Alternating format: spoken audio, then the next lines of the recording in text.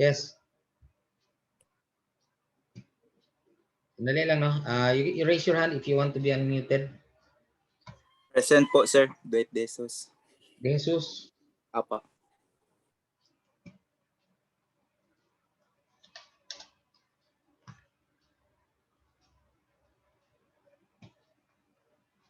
Sorry, no, naputol yung aking dialer.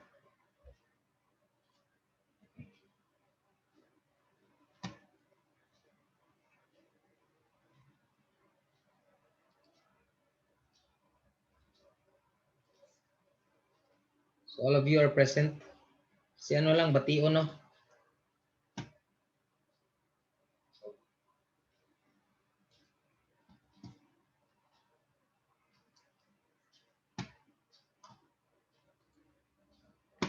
May dialer.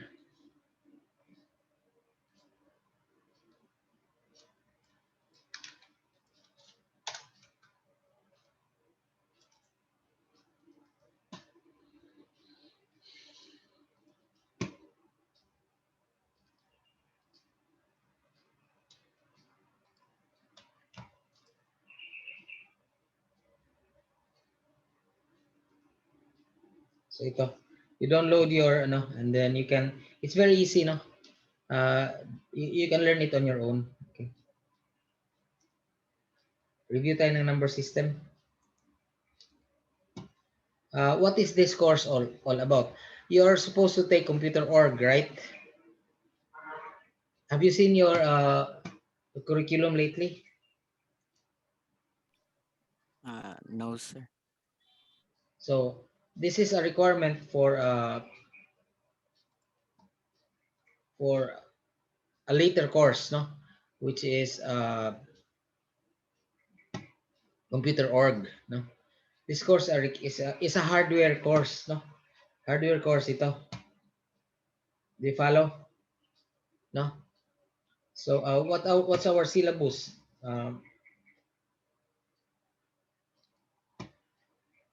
If you look at our syllabus, no, this is related to digital design. So this is formally described as digital design. No, this is a course which is used as as a prerequisite for your computer org. No, so we will have to deal with hardware here, but only on logical simulation. Simulation lang tayo.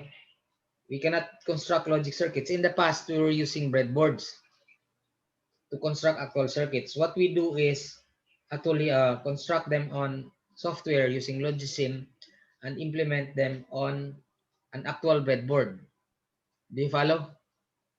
Okay, but we cannot do that now. In fact, the lab component has been removed for this course.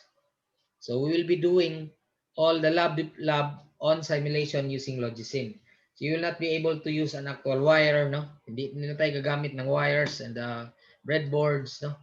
So it's a good thing, no? But it should have been useful, no, for you to see an actual circuit. Okay, we are going to design digital circuits and put them into and implement them using simulations, no? Simulated lang tayo. So unlike in the past, what we do is really implement a circuit using the brain. You have done two physics courses, electronics. Have you gone through electronics? CS tayo, di ba? Yes, sir. So you know how to use a circuit board, a breadboard. Yes, sir. So hindi na tayo gagamit ng breadboard ngayon kasi pandemic eh. Hindi tayo po pwede. So I'd like you to look at this, no? Look at these videos, how to use the breadboard, okay? And then later you can use the Logisim tutorial if you like.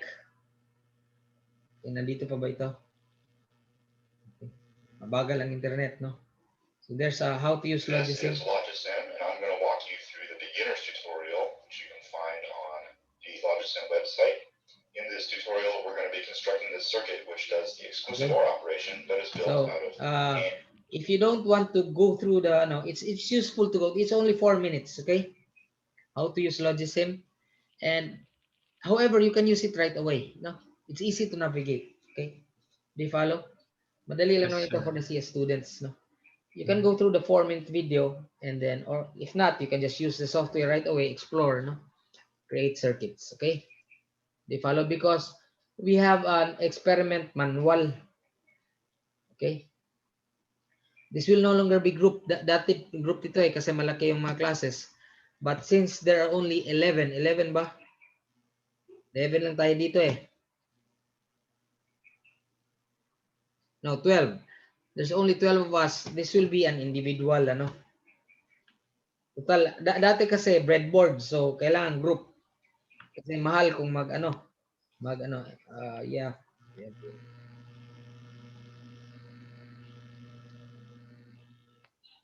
So can you go through the, you go through the videos, okay? So it will give you an idea as to how the circuit, how the circuits are actually created. Do you follow? You go through the first two videos, no? So using the circuit board and digital insert circuits, and the third is, I think, is highly recommended because we are going to use this. Okay, and then we will have a lab manual. Can you download this?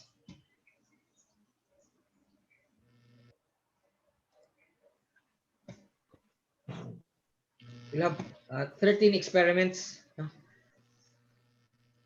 Okay, so may lab manual tayo. So ganito, do you follow?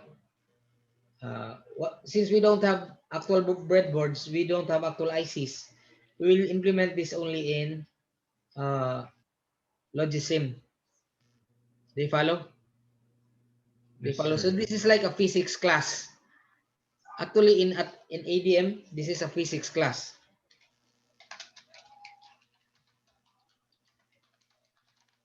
Do you follow? Yes, sir. Physics ito sa ADM eh. During my time in college, this is labeled physics. Okay? But this is focused on digital electronics. Okay? Ang dating tawag dito is digital electronics. Hindi na ito digital electronics because we are no longer going to implement them using actual circuits. Simulated lang tayo. Okay? So you know how to, until when did you reach, no? Did you finish physics? Sa physics, sa electronics? You have electronics background, right? Gamay, sir. So, resistors, capacitors. Yes, sir. Pagpito, transistor. Did you go through transistors? Transistor biasing?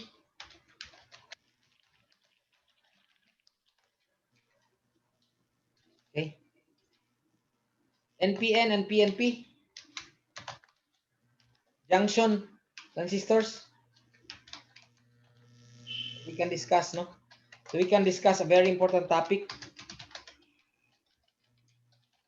Is transistor biasing.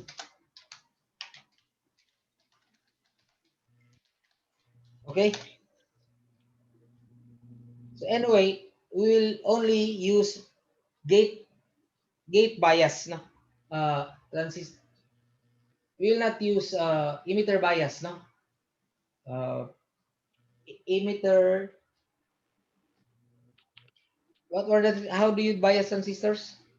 Basta gate bias lang tayo, no? Digital lang tayo eh, 0 or 1. Okay, hindi tayo gagamit ng amplification. Okay? I hope we can discuss, no, field effect transistors later, no? So if you look at this, no, the first experiment is for you to test an OR gate, AND gate, and NOT gates. Do you follow? No? Tatlo ito, you have to fill up the result. 74LS, I hope you have an IC. Kasi we used to have ICs, no? So if you look at your, if you Google 74LS R32,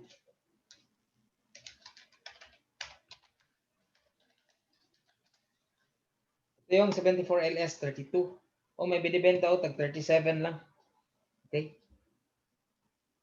This is 74LS32. This is how you look at an IC. An IC has 74L has input pins, input and output pins. Like in this case, the input pins are 13, 12, 10, 9, 1, 2, 4, 5. The output pins are 11, 8, 6, and 3. Now, how do you mount an IC? When you mount an IC, you have to know the top end and the bottom end. Kasi kung mabaligtad, masisira yung IC. Di follow?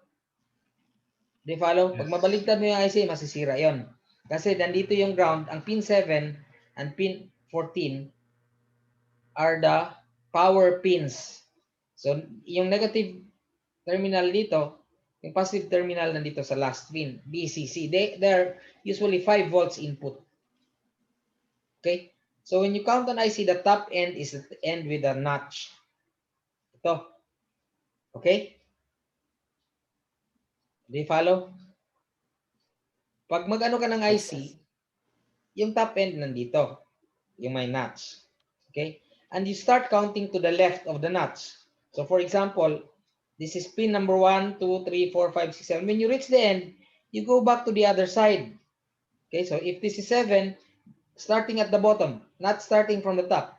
So, 7, 8, 9, 10, 11, 12, 13, 14. Do you follow? So, ito yung IC.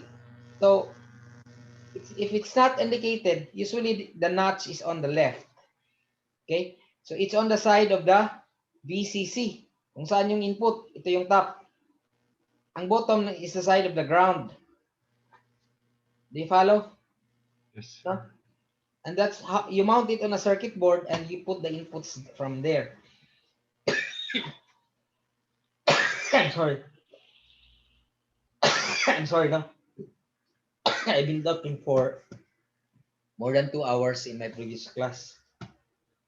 So medyo pagod na ako, no? But we have to go on, okay? So, we'll do this in an experiment in Logisim. So, Logisim na lang naman, hindi naman natin ito kailangang i-hardwired. Do you follow? Yes. So, hindi na tayo mag-hardwired, simulated na lang. I still cannot, no? Hindi ko pa pwedeng i-install aking Logisim because there's an error, no? Basi mag-blue screen na pod, no? So, we will be cut off. I'll do it offline, no? Please do it yourself, no? Offline. Your third year, fourth year na ba tayo? Third year pa. Fourth na, sir. Fourth year. Oh, okay, fourth year na. Yes, sir. Kayang-kaya na ito. No, kayang-kaya nyo na ito, no? Kayang-kaya nyo install. You install it yourself. Okay? Ito. Go to the tutorial, okay? Okay. Before that, no? For today, we'll just go through review. Okay? Logic design tayo dito. Why logic? Because we will design using binary numbers. Okay? Switching because we will use switches. We will use AND gates. They follow. This used to be CS241.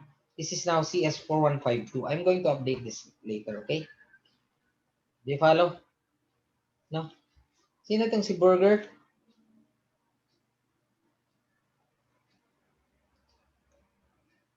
Burger. Burger, please identify yourself. Wala siya sa listahan, no?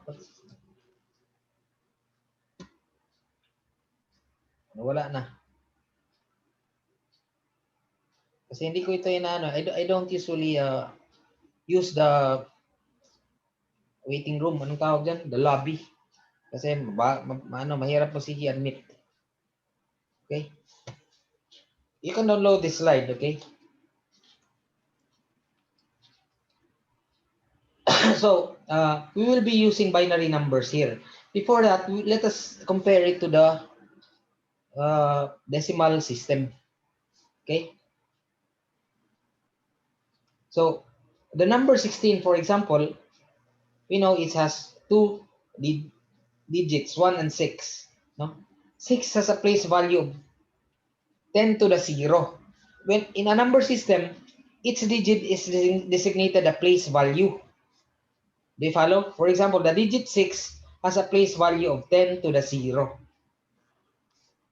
Okay? Ang ibig sabihin ng 10 to the 0 is 1. No? So 6 times 1. And 1, the symbol 1, I'm sorry, symbol, wrong spelling. No? We'll edit this later. Has a place value of 10 to the first power. Or 10 to the first power is 10. So the actual quantity represented by the number 16 is 1 times 10 to the first, which is 10, and 6 times 10 to the 0, which is 6. So we have 16 base 10. Do you follow? Do you follow? Very basic, no? This is like 4th grade arithmetic. Okay? We're going back to grade 4. Okay? So, different number systems have different sets of symbols. Okay? And they have these different base values. For example, in decimal, the base is 10. 10 to the 0, 10 to the first. Okay? Do you follow? In the decimal system, the numbers we use are 0 to 9. The base is 10. In the binary system, the symbols we use are 0 and 1. The base is 2. The hexadecimal system, which we use in computers also, is 0 to F. The base is 16. Questions, no? So later siguro gawin na lang natin itong reading so that we can lessen the online synchronous online meetings per week, no? Kasi self-explanatory, di ba? Grade 4 arithmetic. Place values are ascending powers of the base, starting with the exponent 0. So the first base is 10 to the 0, the second is 10 to the 1, 10 to the second, 10 to the third. Then sa binary naman, okay, we start with 2 to the 0. The first base is always 1. 2 to the 0, 2 to the 1, 16 to the 0, 16 to the 1, 16 to the second power. No? So binary codes. Now computers use not just numbers but also strings. So if you ask, we can represent numbers, right? How do we represent letters? We represent letters using binary codes. So ang ginagamit natin ngayon is ASCII or American Standard Code for Information Interchange or ASCII code. What is the ASCII code of the letter A? Anong ASCII code ng letter A? You can Google it up. I think it's 65. Capital letter A. Let's Google that up.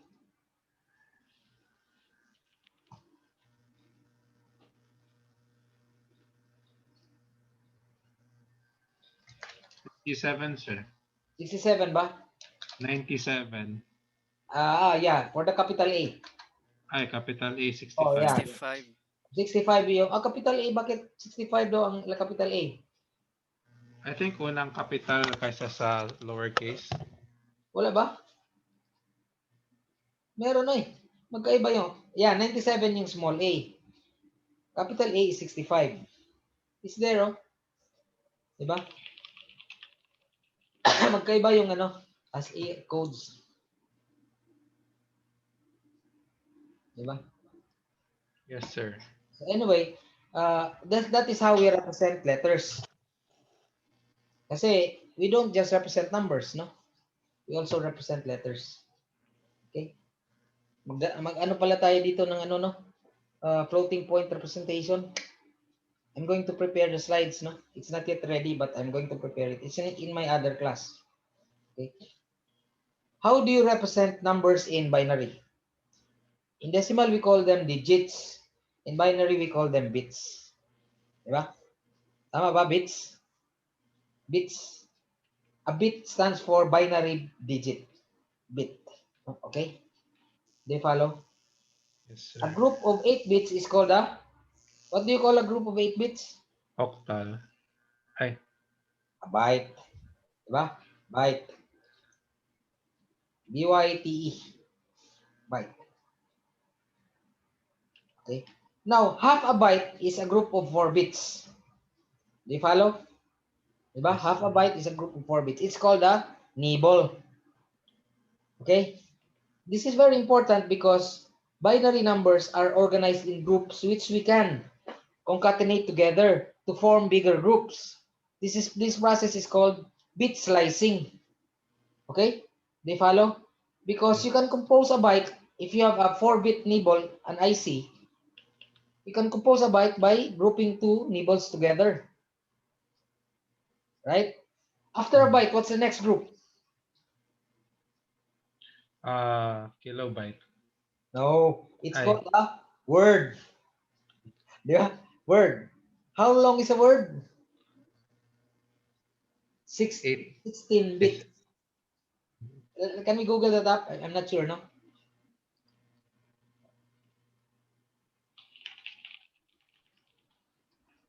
Okay.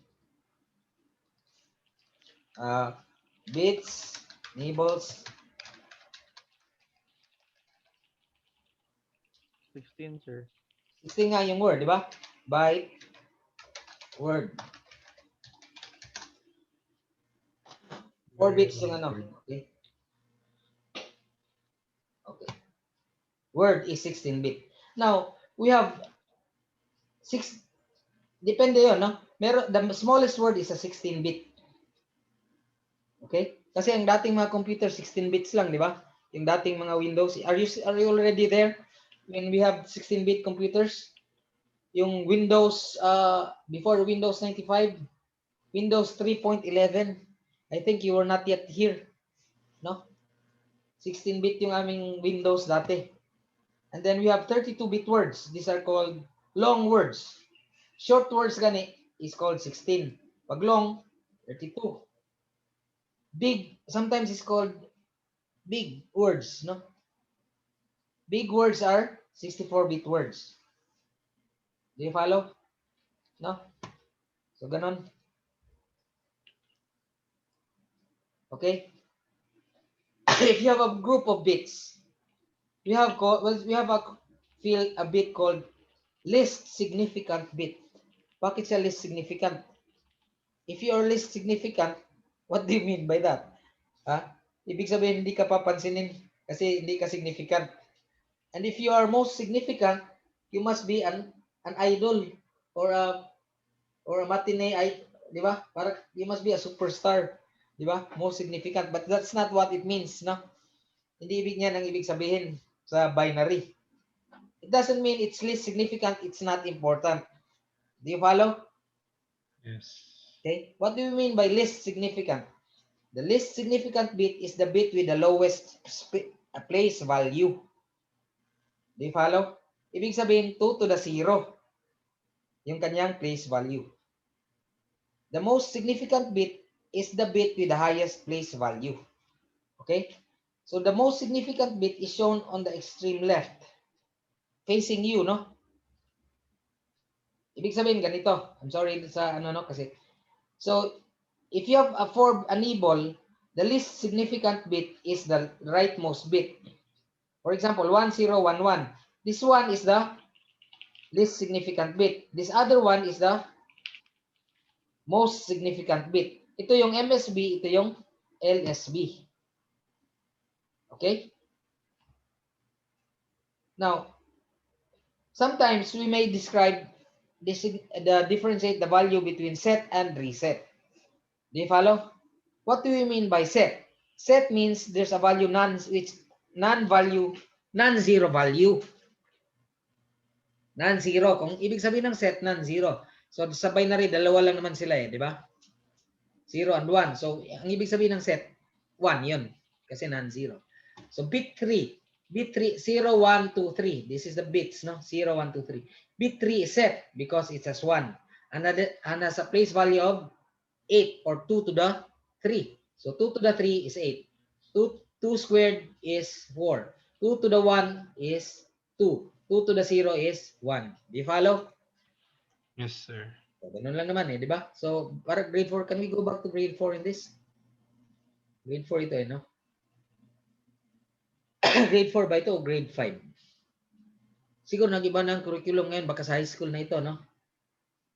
But when I was in grade school, I was studying this place values in decimal, no? So bit 1 is, bit 0 is not set or reset because it has a value of 0. Bit 1 is set because it is 1. Bit 0 is also set. Okay? So adding all the values, 1011 is the number 11 in decimal. Why? Because it is 8, plus 2, which is 10. I'm sorry. 8 plus 2 plus 1. So that's 11. Okay? Do you follow? Yes, sir. So ito yung byte. Okay? The MSB is 1 to 8. The LSB is 1. Okay? Now, a byte can be used to store a character in ASCII. They follow? So there are 255 different characters. 256. No? For a non-signed value, the range of values in a byte is 0 to 255. For a signed value, ibig sabihin kung negative o kung may positive or negative, it's positive 127 to negative 128. It's just half of 255. What do we mean by this on a signed value? On a signed value, the most significant bit is not used. Do you follow? Itong bit 7. Itong bit 7 is used to store a value 0 or 1. Kung 1, negative. Kung 0, positive. Do you follow? That's why 127 lang. And negative 128. Okay? Do you follow? No? Integers. Okay? So signed integers. In a signed integer, for example, an integer nowadays is 16 bits, right? Do you follow? Short ints. C sharp. Diba? When you say short, it's 15 bits or 2 bytes. Okay? But it only has, in a signed integer, it only uses 14 bits. Okay? When S is 1, it's negative. When S is 0, it's okay? Integers. Okay? So ganito. So the range, no, of integers is 64, 65, 536. Kung unsigned. Pero kung signed integers, it's only 32767. Do you follow? No? 2 to the 15.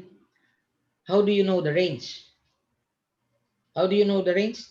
Lalagyan mo lang ng 1 lahat ng mga place values. And then count the quantity. So 1 times 2 to the 14, 1 plus 1 times 2 to the 13, plus 1 times 2 to the 12.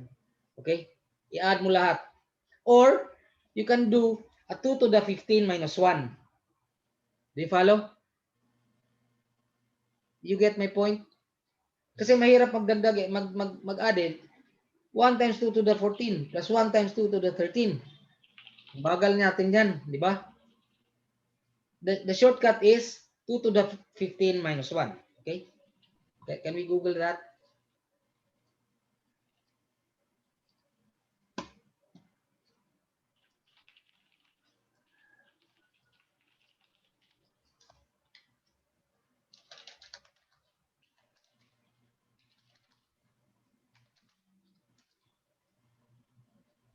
Okay. Tama oh. 32767. Okay.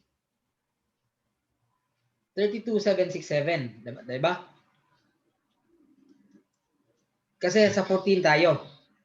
Instead of having 2 to the 14 plus 2 to the 13 plus 2 to the 12 plus 2 to the... Ang gagawin natin is 2 to the 15 minus 1 na lang. Do you follow? So that's 32767.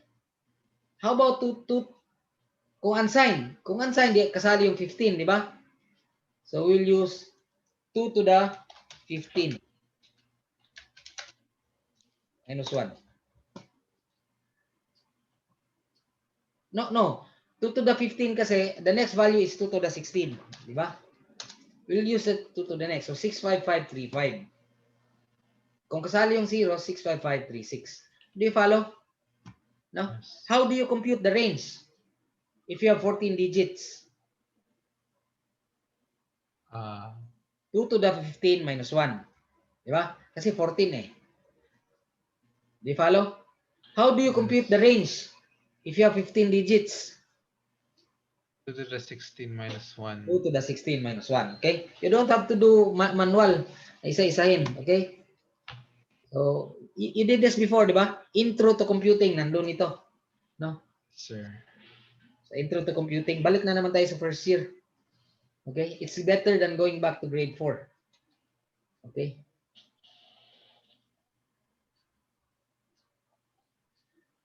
So floating point. Now, how do we can use integers, represent integers using words and bytes. Diba? Short words and long words and big words. Okay? But how do we represent functions? There are two ways, no? I'll give you examples of this later in the future, no? Kasi as of now, I'm sorry, I'm not ready, no? There are two problems with integers. They cannot express functions. The range of a number is limited to number of bits. So one way to represent functions is to use a way called floating point. Okay? And hindi niya sinabi yung fixed point, no? Okay? Inuna niyo yung floating point anyway. Anyway, meron tayong floating point. But we'll do fixed point first.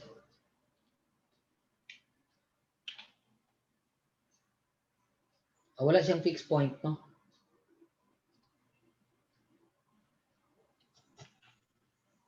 Sige lang. So for example, how do you represent floating point? The number of 12.5, which is expressed to the power of 2.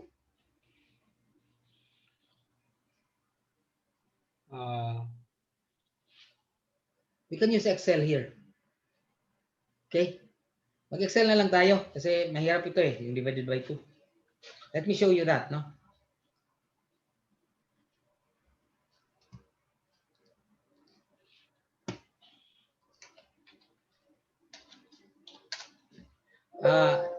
Yay ka, sorry. This is dalawa kasi yung Excel ko eh. Anong oras tayo dito? By the way. Let me check, baka susubra tayo sa oras.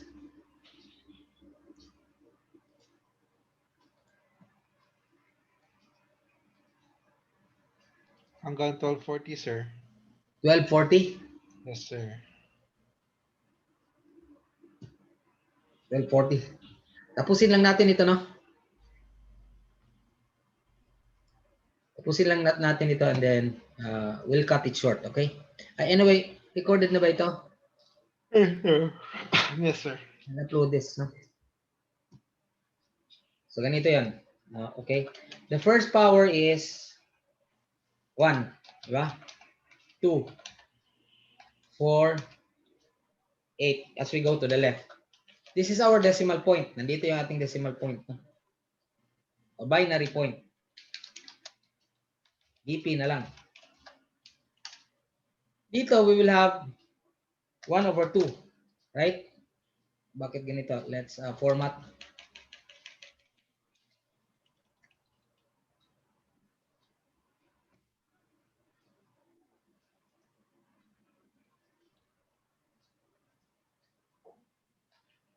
Equals 1/2. Okay? So, ibig sabihin nito, 2 to the negative 1. Do you follow? Dito, 2 to the 1, 2 to the squared, at 2 to the 0, by the way. 2 to the first, 2 squared, 2/3. Ito, 2 to the fourth, di ba? Yes, sir. Is it clear enough? Baka hindi klaro, no? Ayan. Nandito yung binary point. Ito, this is 2 to the 1. This is 2 to the negative 2. So, this is 1/4. Sorry. Equals 1/4. Okay? This equals 1/8.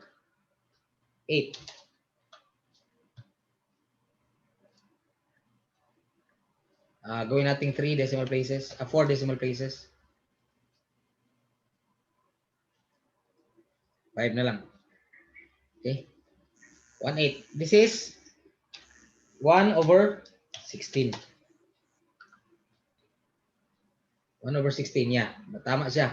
Ito 1/8, ito 1/4, ito 1/2. This is 0. Ang gagawin natin is 12.5. Insert pa tayo ng isa. 16. 12.5, di ba? 12.5. 16 ito. What can we subtract from 12.5? Pick the biggest value. We can subtract from 1.5. 16, we start with 16. What's the biggest value we can subtract from 12.5 from our table? Can we subtract 16? 8. Hindi pwede. So 8. So mag-minus tayo dito ng 8. At the same time, yung 8 lalagyan natin ng 1. Do you follow? Yes, sir. Okay. So i-add natin. So 4.5. 4.5 is left. Tapos na tayo sa 8. What can we subtract from 4.5? 4. 4. Diba? So i-minus natin ngayon yung negative 4. And then sum. We do this in ano no? And then, what can we subtract from 0.5? 0.5. So ito na ngayon, di ba? I-mark natin ang 1, right? So yung na-skip, we mark at 0. Do you follow? Yes, sir. So we subtract the 0.5. We stop when we reach 0. Do you follow? Yes, Do you sir. follow? So the equivalent of 12.5 is 1100.1. Kasi nandito yung point.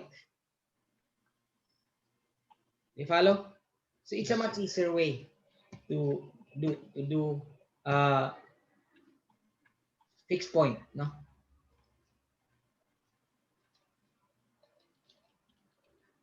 Okay. Okay. That's fixed point. Okay? Fixed point yon. We will discuss floating point next meeting. Okay? I have a different slide.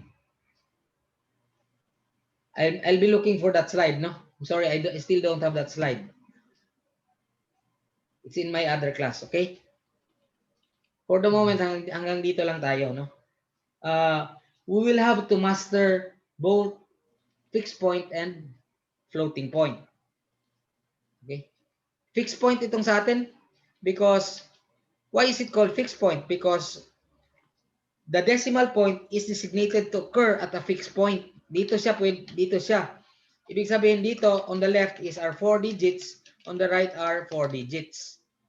Do you follow? So naka-fix sa gitna. Okay? We can fix it somewhere else. Pero hindi siya pwedeng i-transfer. Do you follow? Yeah. Do you follow?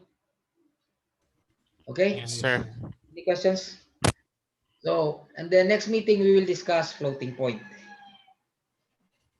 Any questions so far? None, sir. I think that's a good start, no? For the moment. So ito, 0, 0, 0. Okay? Do you follow? That's how we represent fractions in fixed point. Okay? Okay? I'll give you problems next meeting na lang. Ha? Para di magsakit inyong ulo. Yes, sir. Yes, sir. Sakit sa ulo. Ha? Your headache will begin next meeting. Okay, Okay? sir. Yes, sir. See you next meeting, everyone. Thanks for coming. Thank you, sir. Thank you, Thank you, sir, sir. and goodbye, sir. Bye, sir. I'll upload the recording, no? Thank you, sir. Bye, sir. Bye. I'll upload the recording, no? Okay, sir. Yes, Happy sir. lunch po. Sana masarap ulam mo. Thank you.